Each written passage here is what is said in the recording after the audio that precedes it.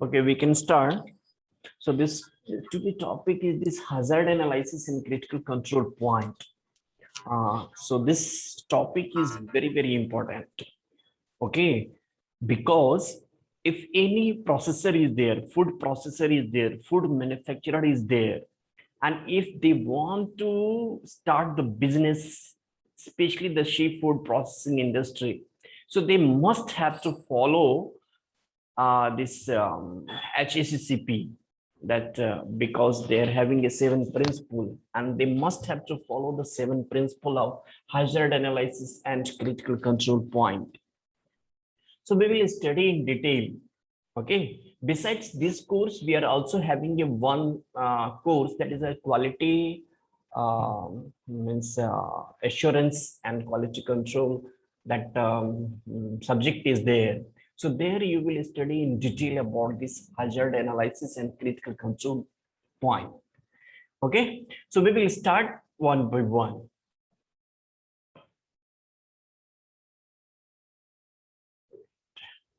So as per the World Health Organization, they defined HACCP as a systematic approach to the identification and assessment of the hazard. So basically, it is a systematic approach. What we are doing, we are identifying the hazard and we are assessing the hazard and risk associated with the food operation and the defining the means of their control. That means first we have to identify the hazard, then we have to assess the hazard and how much risk is involved, whether it is a low risk, medium risk, high risk. If we are going to control, that will be under control. If it is out of control, then we must have to apply corrective action.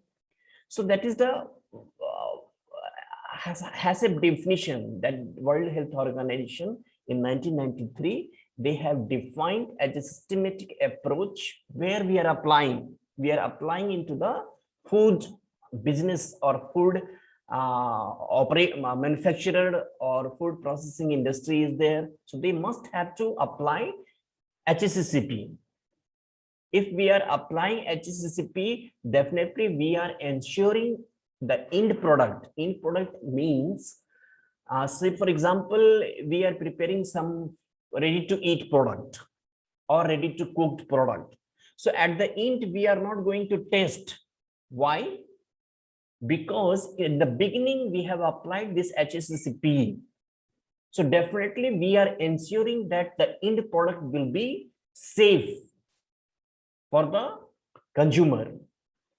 So that is the HACCP definition given by this World Health Organization in 1993. Now we are having a principle, that 7 principles. If any food processor is there, manufacturer is there, food manufacturer is there, which involved in the food activity, they must have to apply the 7 principle of HACCP system. So that 7 principle is, the first is the conduction of hazard analysis. That means we have to do the hazard analysis. We have to identify and we have to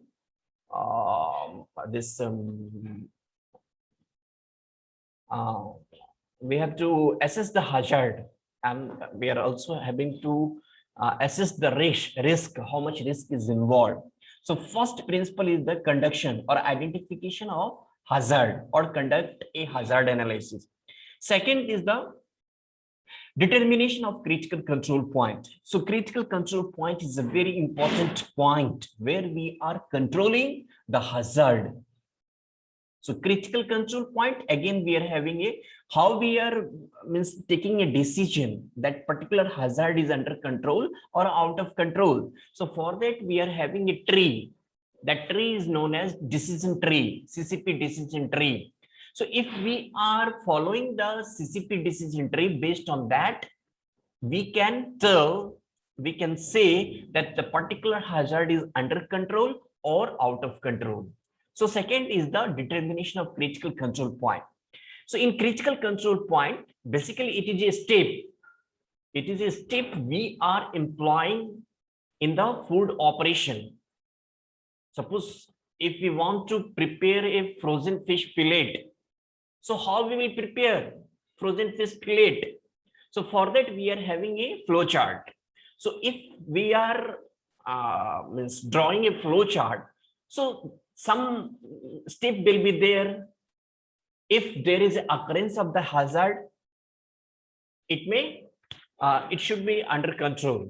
So for that we are having monitoring system.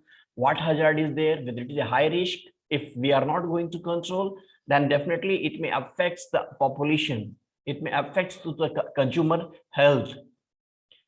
So that is the CCP1 and CCP2. CCP1 says we are ensuring that the particular hazard is under control.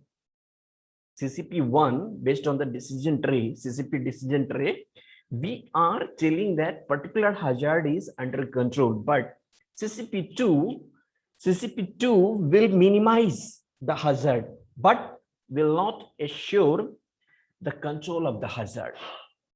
So that is the CCP1 and CCP2. Don't forget, most important, most commonly coming competitive exam. CCP1 will assure the control of hazard, whereas CCP2 will minimize the occurrence of the hazard, but it will not assure the control of hazard. So basically we are minimizing. And the third principle is the establishment of criteria, target levels and tolerances. That means critical limit. Suppose we have identified the hazard, say for example, toxin is there. So this toxin should be how much? So that is the critical limit. If it is the beyond the limit, then mean that particular food is not acceptable. If it is less than that, this critical limit, that means below the critical limit, then it is acceptable. So to ensure each CCP is under control, so that's why we are establishing the criteria, target levels and tolerances. Tolerances at critical limit. Then we are also establishing a monitoring system for each CCP. So that means we will establish monitoring system to check whether particular CCP is under control or out of control. So that monitoring system will tell the particular CCP is under control or out of control. So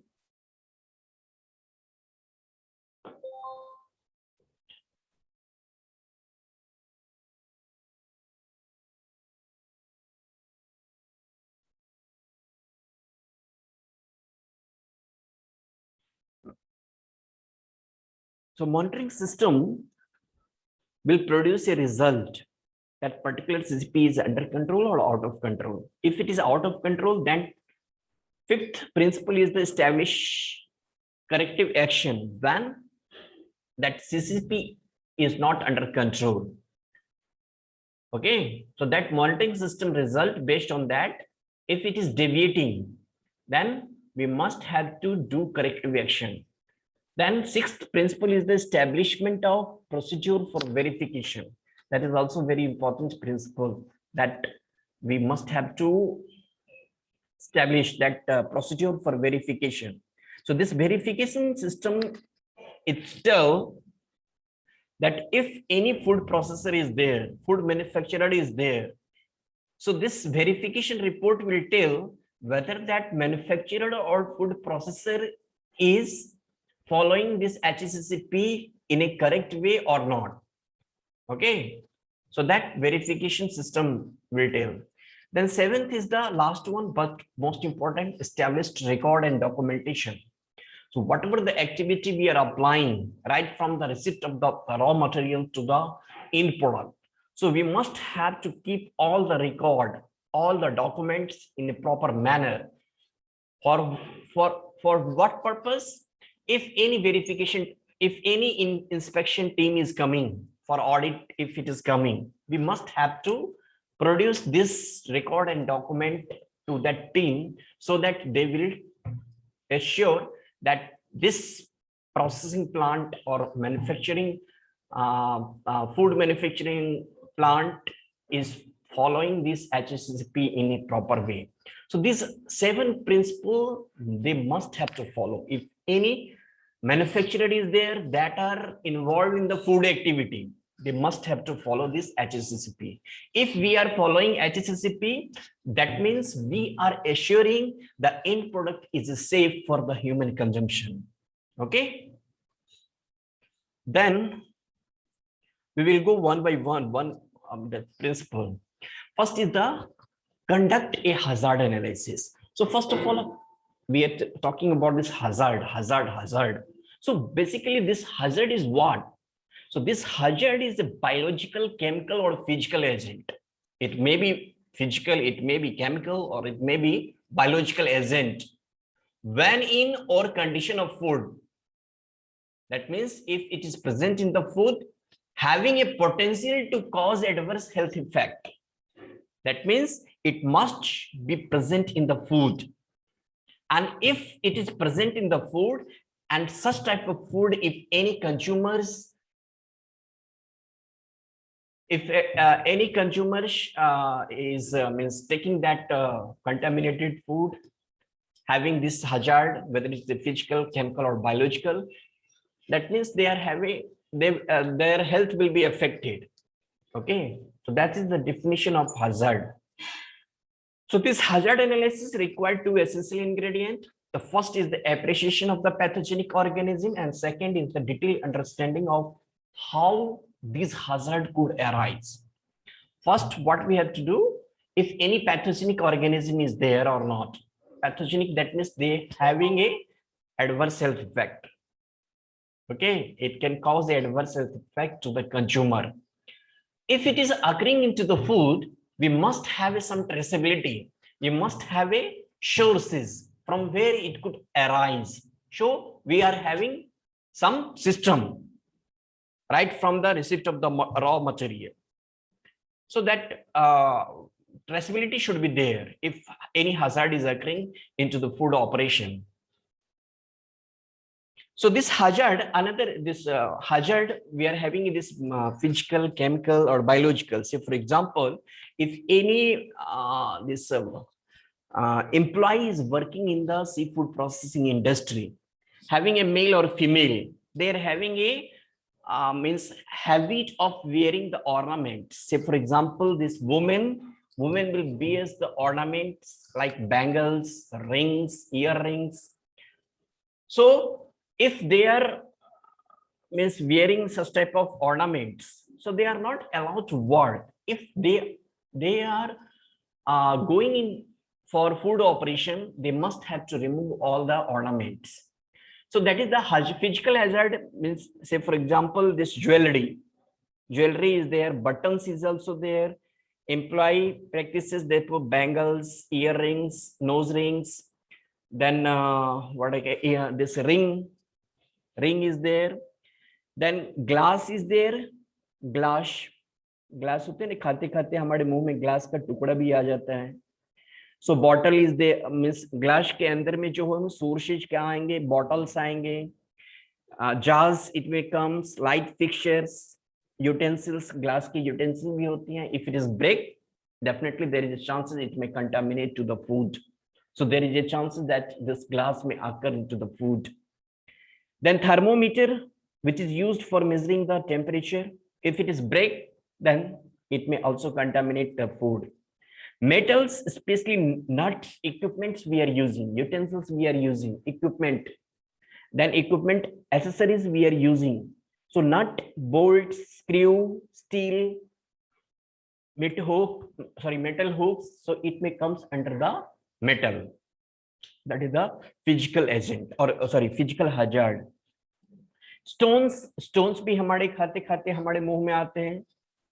So that stones is also there. Plastic materials is also there. Say for example, we are using this packaging material to pack the food. So there's a chances that it may contaminate the food. That plastic material, packaging materials, it may go to the food. So that is the physical hazard. That means physical hazard we can define से extraneous और foreign particles food में हमारा बाहर से आकर के present होगा, that is the physical this hazard. Okay, then bones is there, bones is also there. कोई कोई एनिमल को, फॉर एग्जांपल बड़े बड़े हमारे शार्क हैं, शार्क को शूट आउट भी करते हैं, तो they are using a bullet, they are using the this what we can say needle use करते हैं, तो वो निडल वो मीट में आने की चांसेस हो सकते हैं, बुलेट आने की चांसेस हो सकते हैं, ज्वेलरी ऑलरेडी बोल दिया हमने वो हो सकते हैं. So this physical hazard is also having some effect, मतलब adverse health effect on the consumer if they are consuming. Okay, now second category is the chemical hazard. Chemical hazard basically is the chemicals. Basically it is the chemicals. So what are the sources? Say for example, if we are cultivating the fishes, having this agriculture land, so they are using a lot of agriculture chemicals. Herbicides is there, insecticides is there, pesticides is there. So they are using these chemicals. So these chemicals may contaminate to the food. It may go to the fishes. Okay. So agriculture chemicals, especially the pesticides, herbicides, animal drugs, antibiotics, fertilizer. So it comes under the chemical hazard. Chemical hazard, कौन सा? Agriculture chemicals.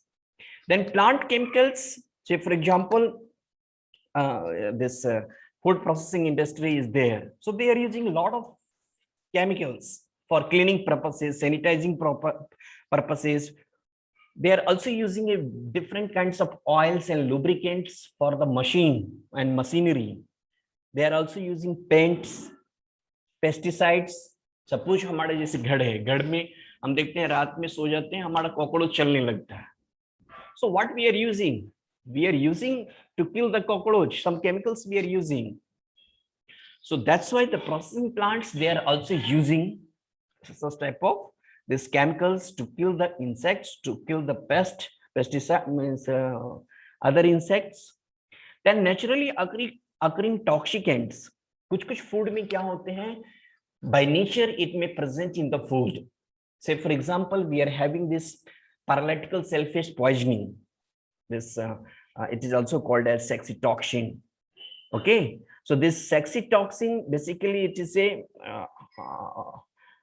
what we can say is a algae which present in the this what we can say this clams, oyster, mussels, because they feed on that. So they are very toxic in nature. So it may present in the muscles of the clams, oyster, mussels. Okay, then we are having a ciguatera poison, this toxin. Ciguatera toxin, basically the fishes, barracuda is there. Say for example, snapper, red snapper is there, grouper is there, amberjack is there. These fishes feed on that. So this is also a one algae.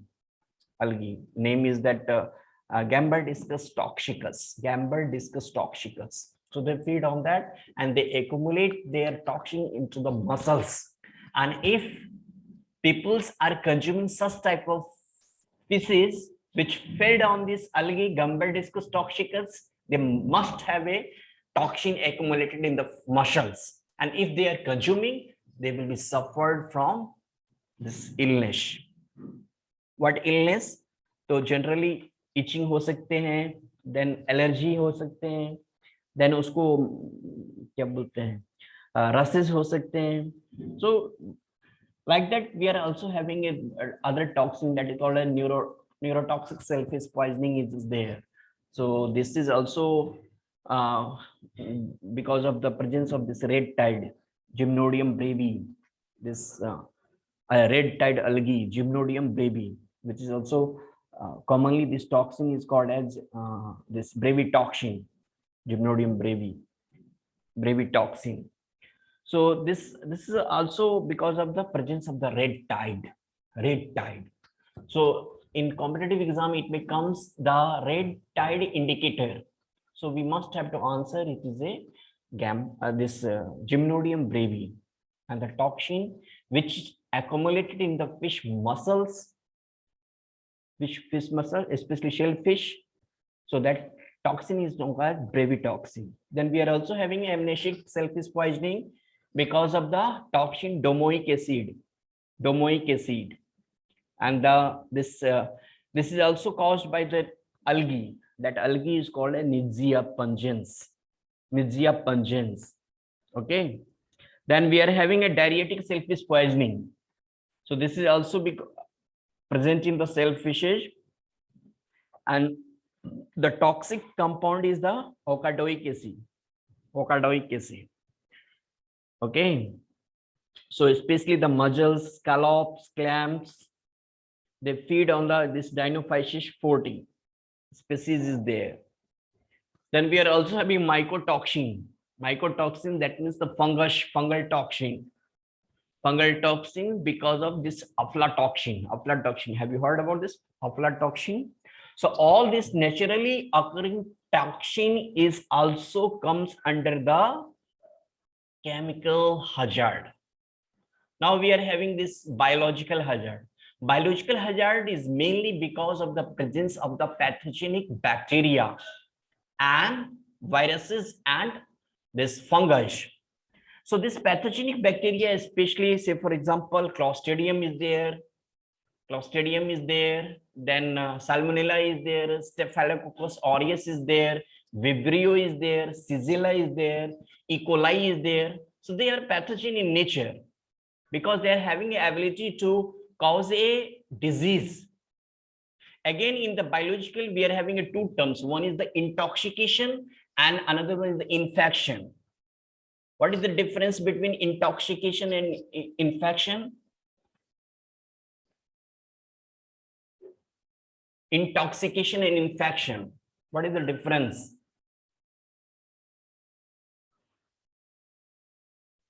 Infection and intoxication. What is the difference?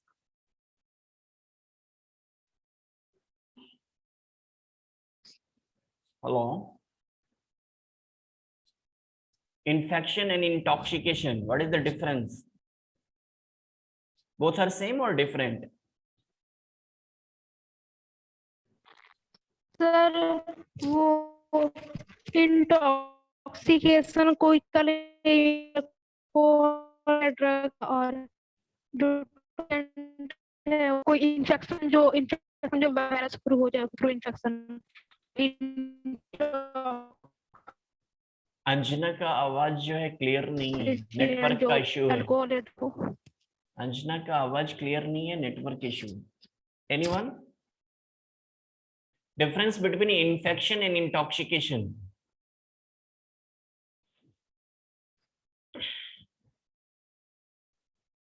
Hello? Infection and intoxication. Infection generally body के surface पे छट जाने के कारण होता है और intoxication किसी चीज को कंज्यूम करने के बाद जो हमारे बॉडी पे इफेक्ट होता है उसे इंटॉक्सिकेशन कहते हैं. और कोई? सर इन्फेक्शन जो होता है वो कम्युनिकेबल होता है और इंटॉक्सिकेशन जो होता है वो कम्युनिकेबल नहीं होता है. एक्सेप्टेबल. और कोई?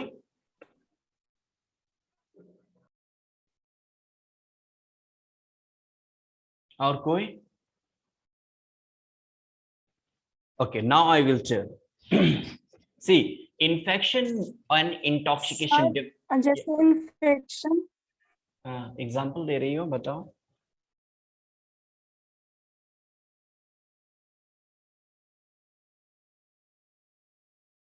बोलो.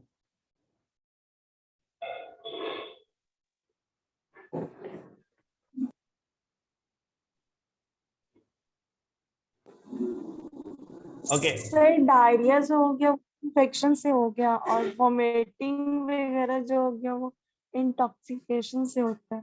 नहीं, चलो गलत है. हाँ, इंटॉक्सिकेशन इन्फेक्शन में क्या है? Say for example, we are having a food, okay, and if that food is contaminated with the pathogenic microorganism, which is having a capacity to cause disease if that food is consumed by the consumer. So what will happen? Along with the food, it will go to the alimentary canal of the consumer, and it may produce some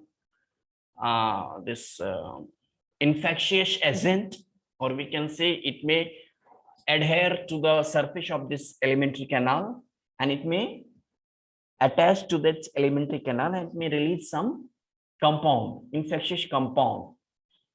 Okay, so that means pathogenic microbes is there, which is playing a infection. Okay, which is playing a infection. That means pathogenic microbes will be there in the food, and that food, if it is consumed, it may infect, having a potential to cause adverse health effect. One, intoxication में क्या है? It's already preformed the toxin in the food.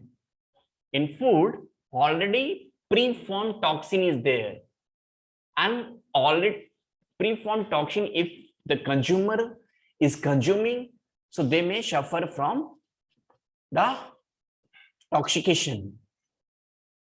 हो सकता है paralysis भी हो जाए. It depends upon the which kind of toxin present in the food. Infection में क्या है? Pathogenic microbes जाएगा, adhere होके attach होगा, attach होकर के some, it may also release some toxin. There is a chance it may release infectious agent or compound or toxic compound also, and it may affect the adverse health effect to the consumer. So intoxication one line में difference क्या है? We are consuming the toxin in case of intoxication. Infection में क्या है? We are consuming the pathogenic microbes. ठीक है? So that is the difference. So besides this physical, chemical, and biological, so in chemicals we are also having this food chemicals. Food chemicals, that means in the food we are also adding some chemicals. So for example, preservatives is there, acid is there, food additives is there, sulfiting agent is there. So a lot of chemicals we are adding to the food. For what purposes we are adding? To preserve the food, or what we are doing? We can enhance the taste. That's why we are using several chemicals.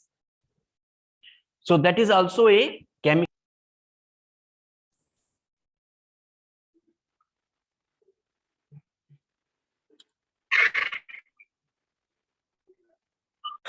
So this environmental chemical contaminants, suppose fishes which is grown in the water. Okay, especially this metal contamination, lead is there, cadmium is there, mercury is there, polychlorinated biphenyls is there, PCBs is there, arsenic is there. So this heavy metals may migrate from the water to the fish body, and it may accumulate in the muscles of the fishes. Okay, and then if we are eating, we may suffer the adverse health effect. So that is the chemical hazard. Okay, biological hazard already discussed. So how means raw materials, if we are receiving the raw materials, so what are the hazards we may find out? We can identify pesticides, antibiotics, hormones, toxin, fertilizer, fungicides, heavy metals, PCBs, polychlorinated biphenyls. So that is the why we are receiving the raw material at the time of processing industry, means at the time of processing. That means if any food manufacturer is there, they must have to procure the raw materials. So on the receipt of the raw materials, they must have to check whether any pesticides is there, any antibiotics is there, any hormones is there, any toxin is there, Any fertilizer is there, any fungicides is there, any heavy metals is there, they must have to check. That is the monitoring system it may come. Then during the processing, while receiving the raw materials, we must have to apply into this processing line. So in the processing line, we are using a different additives. We are using a direct food additives, that's preservatives. Then taste enhancer is there, flavor enhancer is there, color additives. Color additives is there to enhance the color of the food. Okay, so that processing lines, we are using several chemicals. Then sanitation, pesticides, cleaning, sanitizer we are using. So then storage and shipping, we are using the packaging materials, any chemicals which may leads to the cross contamination. So we must have to do all these analysis at the time of conduction of the hazard analysis. Okay, so that is the physical, chemical and biological hazard. Physical source, we are having a different source. What are the source? Glass is there, hazard is glass may there, metals will be there, stones will be there, plastics may be there, bones will be there, bullets will be there, jewelry, ornaments, especially this woman. Then chemicals, we are having a different categories of chemicals, agriculture chemicals, then plant chemicals, naturally occurring toxicants is there, food chemicals, then environmental contaminants is there. So we all, and then biological hazards is there, all these pathogenic microbes. So this is the first principle of HACCP, conduct a hazard analysis. So we must have to do all this activity. Okay. Now operation.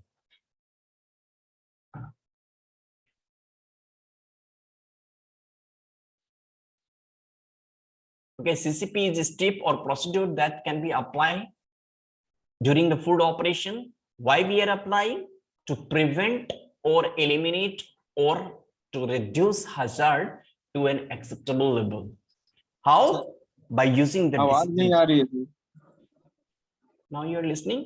अभी आ रही है? Hello? बीच बीच में cut जाती है sir, बहुत देर से नहीं आ रही। अभी आ स्क्रीन रहा है? शेयर भी कट जाती है सर बीच बीच में। अभी आ रही है? नहीं सर, अभी आया। Okay. Yes sir. So CCP, that means second principle is the determination of critical control point. Basically, it is a step or procedure. Determination of critical control point, it is a step or procedure where we are applying during the food operation, during the processing line. Why we are applying? To prevent or eliminate or to reduce hazard.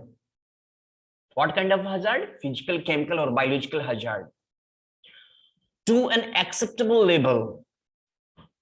How we can reduce, minimize or eliminate the hazard to an acceptable level? By using the CCP decision tree. So we are having a CCP1, CCP2. CCP1 is the what?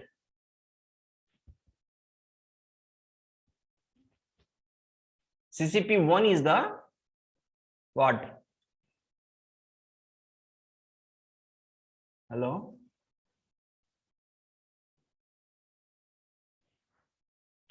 Hello?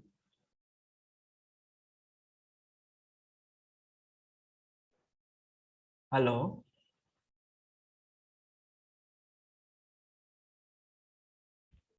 Hello? Yes sir. CCP1 is what? Hello CCP1 is what? Sir, critical control point 1। No, CCP1 will eliminate, that means they are giving the assure.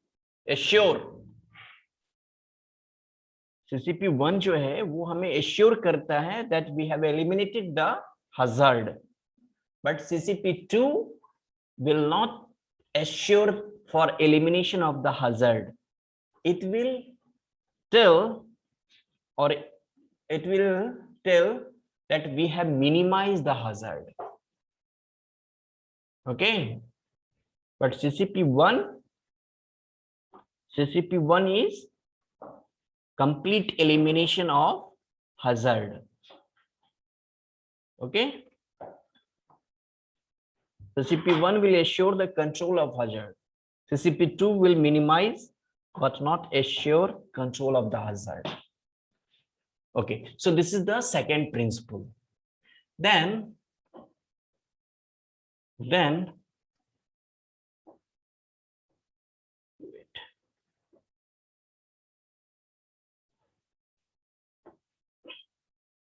third is the establish the criteria, target level and tolerances, critical limit to ensure that each CCP is under control. That is the third principle. So whatever the CCP we have identified, for that we have to establish the criteria, target levels and tolerances. That means we must have to specify the critical limit. How much critical limit should be there for each CCP, for each hazard. So that is the third principle. Fourth principle is the establish a monitoring system for each CCP. So we must have some system to monitor, check and measure a specific critical limit at each CCP, which is very essential, and it should be rapid so that the corrective action can be taken in time. So our monitoring system should be in such a way that it may produce the result as quickly as possible, so that it may able to detect the deviation from a specification or criteria for corrective action. That means जो भी result हमारा monitoring system देगा, अगर CCP out of control जा रहा है तो corrective action team जो होगी, corrective action team हमारा क्या करेगा, वो hazard को deviate नहीं होने देगा, वो hazard को control करेगा. अगर out of control चला गया तो उसको discard कर देना है. That is the fourth one. Then establish corrective action when CCP is not under control. Okay, so अगर हमारा CCP out of control है, we must have to establish corrective action.